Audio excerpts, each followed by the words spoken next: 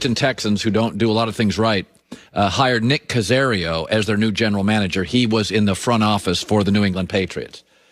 And, resumes kind of matter. If you looked at New England's last 5 or 6 drafts, Nick Caserio was, he was the director of player personnel. And you looked at the last 6 drafts of New England, you would not hire him. They don't draft well. There are certain companies in America that are run with what are perceived as geniuses. Tesla is run by Elon Musk. Netflix is run by Reed Hastings. Let me think. Amazon, Jeff Bezos. Google, couple smart guys. And you can have a successful run at those places, but it's amazing how often people who think they're a little smarter than the boss leave and they disappear into the business ether. Everybody keeps getting hired from New England. Let's just talk front office guys, scout guys. Bob Quinn hired Detroit, GM, fired. Thomas Dimitroff, Atlanta, overpaid for marginal players, fired. Scott Pioli, Kansas City, fired. Jason Light, Tampa. He can draft offensive guys, I'll give you that, but it was a disaster until Brady arrived. And John Robinson at Tennessee, I don't know what his draft success report card is. He certainly can't draft defense. John Middlecoff's a former NFL scout. He's on my podcast network. He got a text from a league executive last night which said, the team whose scouting staff is the least involved, New England, in the draft preparation of any NFL team, produces the most directors and executives. Not to mention, New England has very little draft success.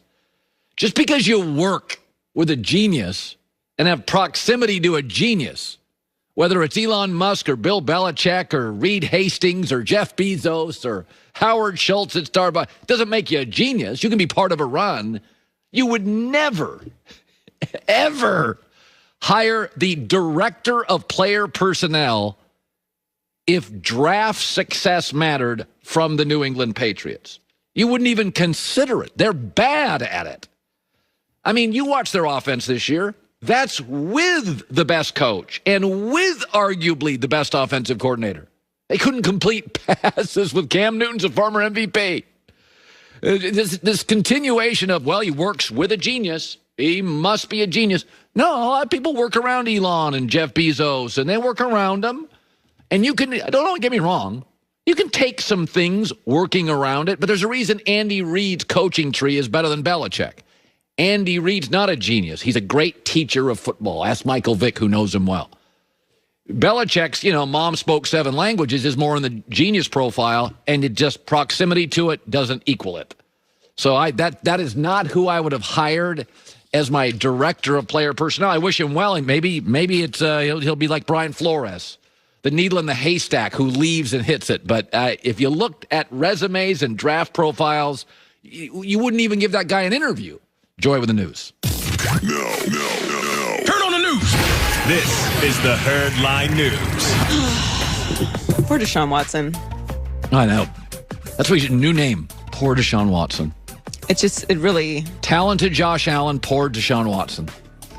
And he just carries that franchise every single year. So the Dolphins have the 3rd pick in the draft, thanks to Laramie Tunsil in a trade with the Texans.